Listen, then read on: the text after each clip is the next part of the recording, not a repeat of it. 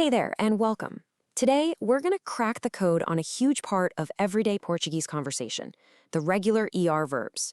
You know, if you want to talk about what you do, what you eat, or what you understand, this is absolutely key. Okay, let's dive right in. I mean, seriously, think about it for a second. These are things we do every single day, right? Well, in Portuguese, they all conveniently belong to one core group of verbs. And the cool thing is, once you nail this pattern, you can start building real, actual sentences, like today. So, here's our game plan for today. We'll start with why these verbs are so important. Then we'll learn the core pattern. It's super simple. We'll look at a couple of easy spelling adjustments, see them used in real sentences, and then, this is the fun part, you'll get to practice a little. Let's get to it. All right, first things first, let's talk about just how essential this verb group is. I'm not kidding, you will see them absolutely everywhere. We're not talking about some fancy, obscure verbs you'll never use. Nope. These are the building blocks. They're the words for fundamental, everyday actions. Getting these down is seriously a giant leap forward in your fluency. Okay, now for the really good news. There's a super simple, repeatable formula for all of these verbs.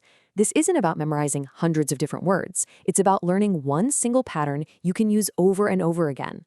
And that's it. Seriously, that's the whole secret. It's just two little steps. First, you find the main part of the verb, the stem, by just chopping off that ER at the end. Second, you stick on the right ending depending on who's doing the action. So really, your main mission is just to get comfortable with those endings. Okay, let's see this in action. It makes so much more sense when you look at it. Take comer, to eat. The stem is always com. See how that never changes? That's our foundation. So for eu, I, you just add an O and you get como. For tu, you add as, so it becomes comes. For he or she, ele or ella, it's a simple E, come. When we talk about nós, we add hemos to get comemos. And finally, for eles or ellas, they, you add M for comem. It's that same pattern every single time, stem plus ending. All right, so there are two tiny little tweaks you need to know. But listen, they're not random rules someone just made up to make things difficult. They're actually super logical, and they exist for one reason, to make sure the verb keeps its original sound. This is something you'll see a lot in languages like Portuguese. Spelling will literally change to protect the pronunciation. Okay, so here's the deal. In Portuguese, if you put a C in front of an O, it makes that hard k sound. But for these verbs, we need that soft S sound. So what's the fix? It's simple. For the L form, which ends in an O, the C changes to a C, that little C with a tail, and that keeps the S sound. And here's a perfect example of that in action. With the verb conhecer, to say I know, you say eu conheço with that C. But look at all the others, like tu conheces. The C is followed by an E, which already makes that soft S sound. So no fix needed. It's all about keeping the sound consistent. And guess what? It's the exact same logic for verbs that end in gj. Normally, a G before an O would make a hard G sound. To keep that soft J sound from the original verb, we just swap the G for a J when we're talking about ihua. Just look at proteger. To say I protect, it becomes eu protejo with a J. But for tu proteges, that G is in front of an E, so it already makes the right sound. No change needed. Again, it's just a simple little tweak for that one form. All right, enough with the rules, right? Let's see how all this stuff actually looks and sounds in the wild, in real-world sentences.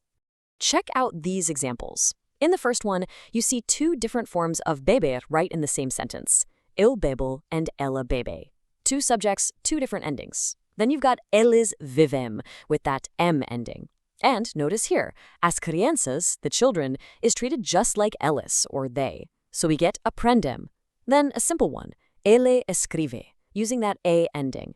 And finally, eu não compreendo with our familiar O ending. This is exactly how you'll hear and use these verbs every day. All right, you've seen the theory, you've seen the examples, now it is your turn to jump in. Let's make this learning active so it really sticks. So here's how it's going to work. I'm going to ask you a few simple questions. Your job is to give a quick, one-word answer using the right form of the verb. Don't stress about it. Just go with your first instinct. Ready? Let's go. First one. Vives em Lisboa? So, how would you answer? Just one word. Yes, vivo. You take viver, drop the ER at O. You got it. Okay, next up. ¿Comprendendes by este ejercicio? What's your one-word answer for this one? Compreendo. Awesome. See, you're totally getting the hang of this. Okay, switching it up a bit here. Now I'm asking a group of people, maybe you and your friend. Bebem sumo de laranja? How would you answer for we? Bebemos. Fantastic. You caught that it was a question for us, and you used that nos form perfectly. So let's just boil this all down to a simple three-step checklist. This is all you need to remember. 1. Find the stem by dropping the ER. 2. Add the right ending for whoever you're talking about. And 3. If you're using the you form, just do a quick spelling check for those CIR or GIR verbs. That's the whole shebang. And there you have it. You now have the pattern to talk about so much more of your daily life in Portuguese. You can say what you eat, drink, where you live, what you understand. The only question left is, what are you going to go out and say in Portuguese today?